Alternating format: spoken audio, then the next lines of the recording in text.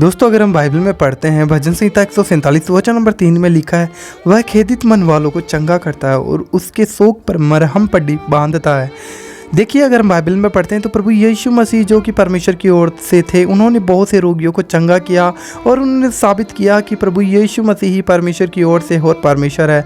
और बहुत रोगियों को प्रभु यीशु मसीह ने चंगा किया।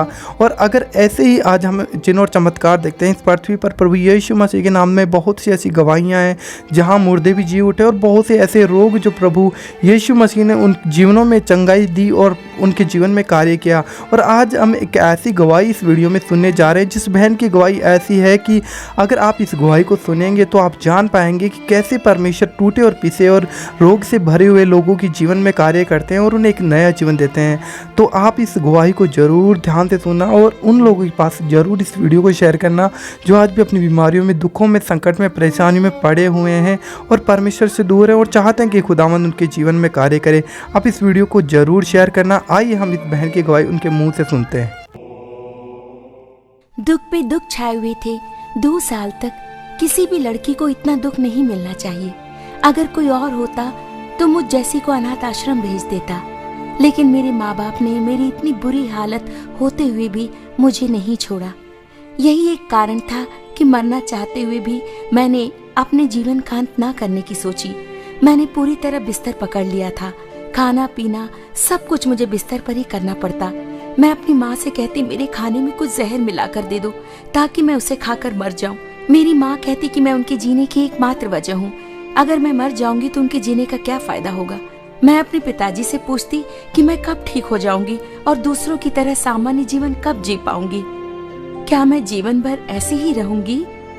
मेरे पिताजी मुझे सांत्वना देते और धीरज धरने को कहते। उनकी खातिर मैं भी चाहे जितना भी दर्द होता सहन करने लगी थी।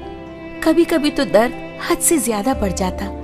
मैं उन पर चिल्लाती और अपनी माँ को बुरा भला भी कहती, लेकिन इन सब के बाद भी उन्हें मुझसे इतना ही प्यार था और वही मुझे जीने की आशा देता। मेरे पूरे शरीर पर रैशेस थे। मैं कपड़ा भी नहीं पहन पाती थी। मैं लेट भी नहीं पाती थी। अगर उठने की कोशिश करती तो लगता कि खून निकल जाएगा। अपने हाथ भी मैं नीचे नहीं रख पाती थी। खून मेरे कानों से भी बाहर निकलने लगता था। शरीर के हर हिस्से में फुंसियां आ गई थी। मैं कुछ खा भी नहीं सकती थी, इसलिए तरल चीजें पीना शुरू कर दिया, लेकिन वो भी मुश्किल था क्योंकि मेरे मुंह, मेरी जीभ में भी फुंसियां थी। पानी पीने में भी तकलीफ होती और सच में अपनी हालत पे बहुत खी जाती। अपने इस पृथ्वी पर होने पर भी मेरे मन में प्रश्न उठते और सोचती मैं बहुत अभागन हूँ। मेरे माता पिताजी डॉक्टर के पास ले जाते तो डॉक्टर मुझे छूने में भी कतराते। एक छड़ी से मुझे छूते तो जांच पड़ताल की बात कहते, कुछ भी कहा नहीं जा सकता। दवा देते लेकिन भरोसा नहीं देते थे।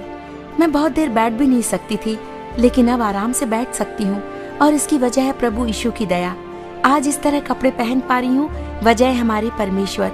4 सालों से मैं कोई ढंग के कपड़े नहीं पहन पा रही थी।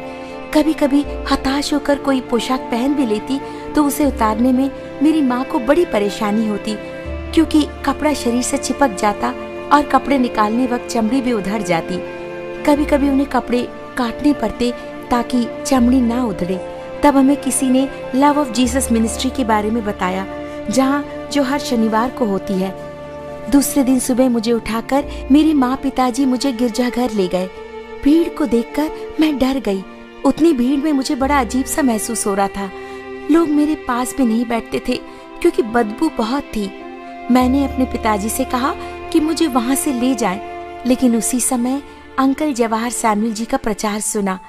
कह रहे थे कि थोड़ी ही देर में हम प्रभु की आत्मा और उसका रक्त अपने में उतरते पाएंगे और हमें रोटी भी प्राप्त होगी। उस समय मुझे चमत्कारी आत्मा मुझ में प्रवेश कर रही है ऐसा लगा। उनकी बातें सुनकर मैंने अपने पिताजी के कंधों पर सर रखा और अंकल का प्रचार सुनने लगी। सभा की समाप्ति के बाद मेरे माँ पिताजी अंकल सैमुअल जी के पास गए और अपने दुखों के बारे में उन्हें बताया। मैं चल भी नहीं सकती थी, चुपचाप कुर्सी पर बैठी थी। अंकल मेरे पास आए। मैं झिझक रही थी। उन्होंने अपने हाथ मुझ पर रखे और मेरे लिए प्रार्थना की। मेरा शरीर इतनी सड़ी हुई हालत में था कि कोई डॉक्टर उसे नहीं छूता। शरीर से बदबू आती, बहुत बुरी बदबू आती। शरीर से पीप और खून बाहर रिस रहा था। मुझसे अपनी ये हालत बर्दाश्त नहीं हो रही थी। अपने आप से मुझे घिन आ रही थी।